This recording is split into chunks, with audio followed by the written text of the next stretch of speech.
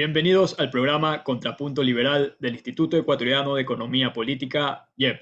Somos un centro privado, independiente, sin fines de lucro, dedicado a la promoción de las ideas liberales clásicas, libertad individual, mercados libres, gobierno limitado, propiedad privada y Estado de Derecho, a través del análisis, investigación y difusión de políticas y soluciones para un Ecuador de personas libres y responsables. Estamos en nuestro segmento Enfoque Semanal, donde analizamos y discutimos sobre el acontecer económico y político nacional e internacional. Se encuentra junto a nosotros en este programa Carlos Cobo, director ejecutivo del IEP. Carlos, bienvenido. Muchísimas gracias, Danilo, y un saludo a nuestro invitado del día de hoy. En este programa estaremos hablando sobre el anuncio de muerte cruzada del presidente Guillermo Lasso, y para hablar sobre este tema contaremos como invitado con Mauricio Alarcón, quien es abogado y director ejecutivo de Fundación Ciudadanía y Desarrollo. Mauricio, bienvenido a este espacio. Muchas gracias por la invitación, Danilo. Un gusto compartir el espacio con Carlos. Gracias por acompañarnos. Bueno, Mauricio, la mañana del 17 de mayo, el presidente nos sorprendió a todos con la declaratoria de muerte cruzada, que representa la disolución de la Asamblea y la convocatoria a nuevas elecciones. Quisiera empezar preguntándote por la perspectiva legal del asunto. ¿Es constitucional lo que hizo el presidente? ¿Tiene sustento la causal utilizada de crisis política y conmoción interna? Danilo, es perfectamente constitucional que el presidente haya emitido un decreto ejecutivo disolviendo la Asamblea Nacional, clausurándola. El artículo 148 de la Constitución establece 3 razones por las cuales puede hacerlo. Una, que demanda un pronunciamiento previo de la Corte Constitucional. Las otras 2, que únicamente requieren el criterio del presidente. En este caso, a criterio de Guillermo Lasso, a juicio de Guillermo Lasso, hay una grave crisis política y una conmoción interna producto de los acontecimientos políticos recientes, con lo cual está más que motivado cerrar la Asamblea Nacional. No debemos perder de vista que ese artículo 148 de la mal llamada muerte cruzada fue introducido en una constituyente entre 2007 y 2008 a cargo de una mayoría arrolladora del correísmo que en la consagración de un hiperpresidencialismo decidieron entregar una herramienta al entonces presidente para que pueda chantajear o presionar a los congresistas, a los miembros de la posterior Asamblea Nacional, para que hagan lo que a su antojo debía hacerse. Incluso, haciendo historia, tú recordarás que Rafael Correa amenazó con disolver la Asamblea Nacional cuando alguna posición era contraria a la suya, y nunca hubo entonces ni una grave crisis política ni una conmoción interna de por medio. El presidente y su criterio bastaban para hacerlo. Hoy la situación es exactamente igual. Listo. Mauricio, gracias por estar con nosotros compartiendo este espacio. Yo quisiera preguntarte, y algo que los ecuatorianos se preguntan es, listo, se dio la muerte cruzada, ¿y ahora qué? ¿Qué esperamos los próximos 6 meses hasta que tengamos nuevo presidente y nueva Asamblea Nacional? ¿Qué va a pasar con el país en este periodo? Y vamos con un tema importante, Carlos, para responder tu pregunta. El hecho de que se haya disuelto la Asamblea es constitucional, pero no necesariamente es democrático. Uno de los principios de nuestra democracia liberal es el sistema de pesos y contrapesos, la distribución del poder en 3 funciones del Estado para que exista control entre ellas y no se elimine ni desaparezca un minuto siquiera. No contar con un poder legislativo, tener a un presidente que, aunque con funciones limitadas, pueda incluso asumir roles legislativos, no le sienta nada bien a nuestra democracia. ¿Qué viene después? Tú ya lo decías, de acuerdo con nuestra Constitución, contados 7 días de la publicación del decreto de disolución de la Asamblea, el Consejo Nacional Electoral deberá convocar a elecciones. Elecciones que no son anticipadas para un periodo de 4 años. Son elecciones extraordinarias para completar el periodo, en este caso, 2021-2025. Ese proceso electoral debe darse respetando todas y cada una de las reglas establecidas en el Código de la Democracia. sin excepción, con lo cual, si bien no hay un tiempo exacto en el que deberá contarse con un nuevo presidente y una nueva asamblea para el resto del periodo, se estima que pasen en promedio 6 u 8 meses. Durante este tiempo, el presidente de la República asume de manera parcial y limitada funciones legislativas. ¿Puede emitir decretos ley? Sí, pero únicamente en materia económica urgente. Claramente esta materia ha sido delimitada en ocasiones anteriores y con casos prácticos por la propia Corte Constitucional. Y con un detalle no menor, no puede expedir decretos por cuenta propia, sino que necesita que previo a su expedición, la Corte Constitucional haga una revisión y autorice esta. Una vez además que contemos con una asamblea definitiva, los nuevos miembros podrán revisar lo aprobado por el Ejecutivo y podrán ratificarlo o echarlo abajo. Durante este tiempo no tenemos asamblea. Se detienen los procesos normales de aprobación de leyes. Aquellos que estaban en trámite quedan congelados en el tiempo. Precluyen términos en algunos casos en los que el proceso legislativo en cuanto a fiscalización tiene, sí. Y por supuesto, estaremos principalmente con el Consejo Nacional Electoral como una de las autoridades principales del Estado una vez que entremos formalmente en periodo electoral. Bien, muy clara la explicación, Mauricio.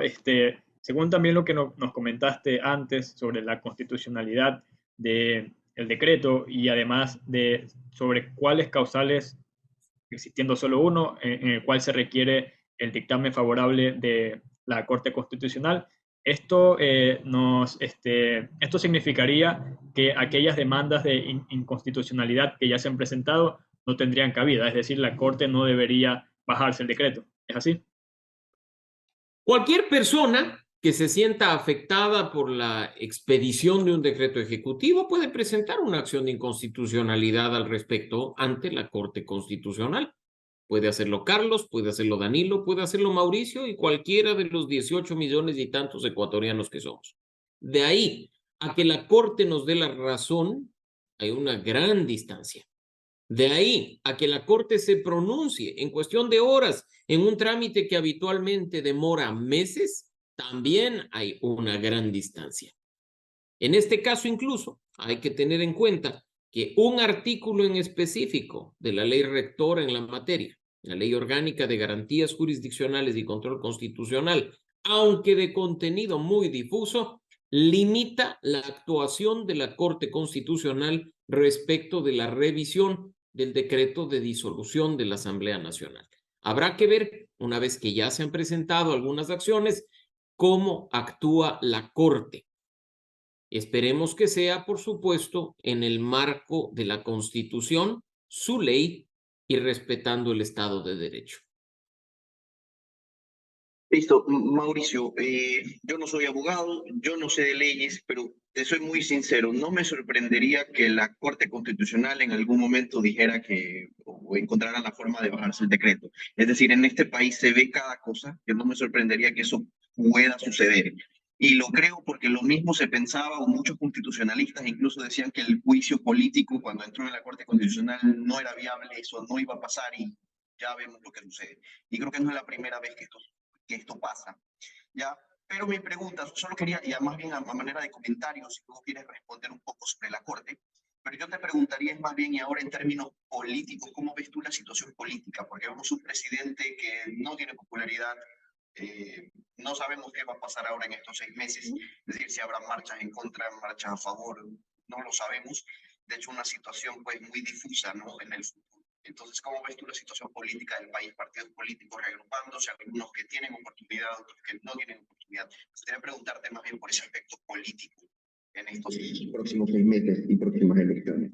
Tú ya lo has dicho, Carlos. Hay un punto medular y es que las instituciones en un débil estado de derecho podrían sorprendernos de cualquier manera. No basta con lo que dice la Constitución o con lo que dice una ley en una materia en específica para dar por sentado que todo saldrá bien para una parte o para otra. la enorme subjetividad con la que se viene actuando tradicionalmente desde las instituciones y por parte de las autoridades, hace que nuestro riesgo de estabilidad se dispare.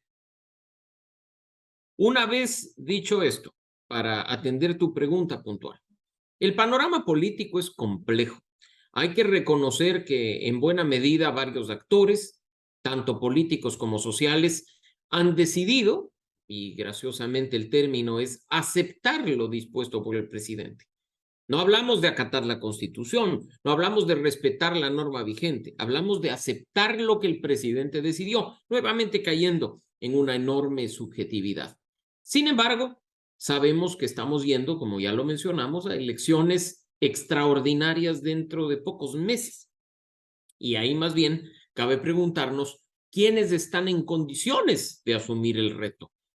La respuesta no es la de las más de 270 organizaciones políticas que están habilitadas para presentar candidatos. Sabemos que no solo para presidencia y asamblea, sino para gobiernos locales, pero específicamente aquellas que estén en reales condiciones de participar, competir y acceder al poder. El escenario hoy es muy distinto del de 2021. El escenario hoy podría darnos finalistas distintos para la presidencia o una composición diametralmente diferente a aquella que tenía la Asamblea Nacional hasta hace unas pocas horas. Bien estructurados, con fuerza, con presencia y con triunfo en febrero de este año, el movimiento correísta, por supuesto que sí, el movimiento indígena también, que podrían estar repitiendo victorias y podrían hacerse con buena parte de la Asamblea Nacional y entrar a la pelea por la presidencia. Grandes perdedores, debilitados, perjudicados por la crisis de los últimos meses, por supuesto el movimiento de gobierno, que incluso ahora verá muy difícil repetir ese pequeño grupito de 12 legisladores, y el Partido Social Cristiano, que ya lo vimos como un gran derrotado en las seccionales de febrero de 2023. ¿Qué puede surgir? ¿Un outsider en tan poco tiempo? Muy difícil.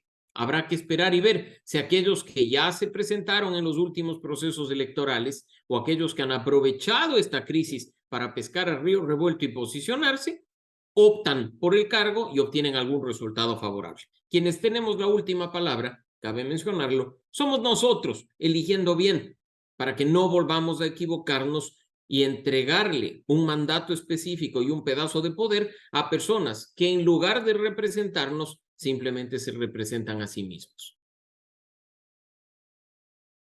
Mauricio, considerando algunos de estos elementos que has mencionado, quisiera consultarte cómo juzgas la acción del presidente, esta decisión de disolver la asamblea, porque al menos en su comparecencia frente a los asambleístas como parte del proceso de juicio político, el presidente se mostró de alguna manera conciliador e incluso se decía que no había los votos para la destitución.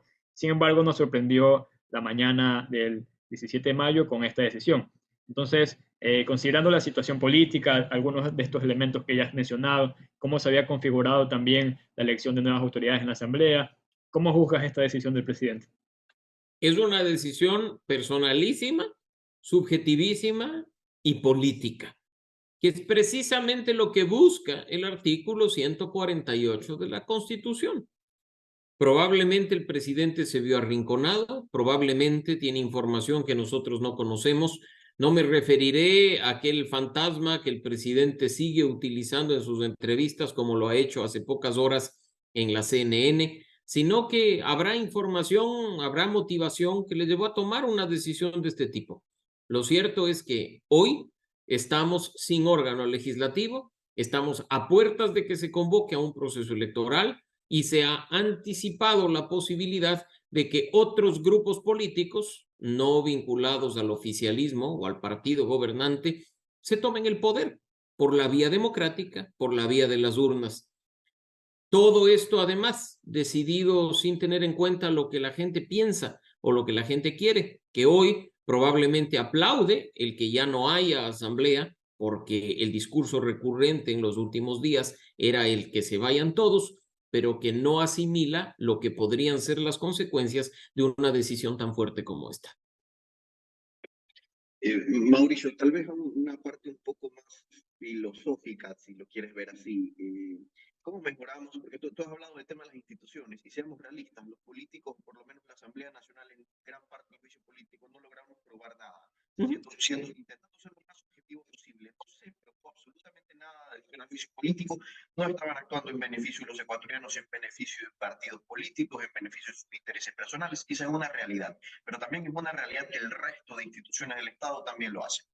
Entonces mi pregunta es, ¿cómo podemos, o hay forma, tal vez tú que estás allá adentro, de en corto plazo mejorar la calidad de las instituciones del Estado para bien de los ecuatorianos? ¿Hay forma de lograrlo en corto, mediano plazo, tal vez? A corto plazo, Carlos, imposible. Es virtualmente imposible que en cuestión de semanas o de meses, siendo este el corto plazo, podamos recuperar la institucionalidad y el Estado de Derecho perdidos en Ecuador. Para que tú visualices un ejemplo y para que nuestra audiencia también lo haga, cuando destruyes una casa, contratas una demoledora y en cuestión de horas tumbas la infraestructura y dejas un terreno plano. No necesitas días ni semanas. Pero cuando te das cuenta que no querías destruir y quieres reconstruir, el proceso te toma semanas, meses y hasta años. Es exactamente lo mismo lo que ocurre con la institucionalidad y el Estado de Derecho. Se destruyen muy fácilmente por decisiones subjetivas, por acciones que toman 1 o 2 minutos firmarse. Pero reconstruir la institucionalidad, el Estado de Derecho o incluso la confianza y la credibilidad ciudadana en las instituciones es un proceso que toma tiempo.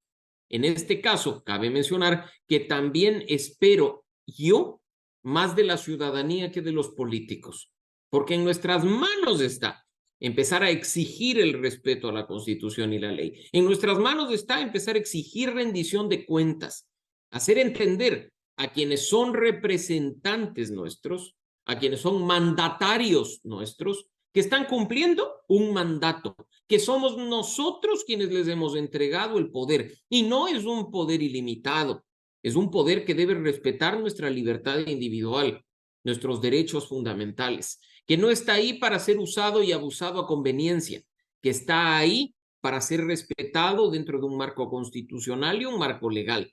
Ese proceso, si queda únicamente en manos de los políticos, está perdido. Si queda en manos de los ciudadanos, hay esperanza. Bien, me parece excelente el mensaje, totalmente de acuerdo, Mauricio. Para terminar, quisiera consultarte, ¿ha existido cierto entusiasmo de que, bueno, ahora el gobierno podrá implementar su plan económico, algunas reformas que antes no habían tenido cabida en el legislativo? Ya presentó la ley tributaria, pero se han mencionado otros como elementos de la ley de inversiones, la posibilidad de implementar reformas laborales.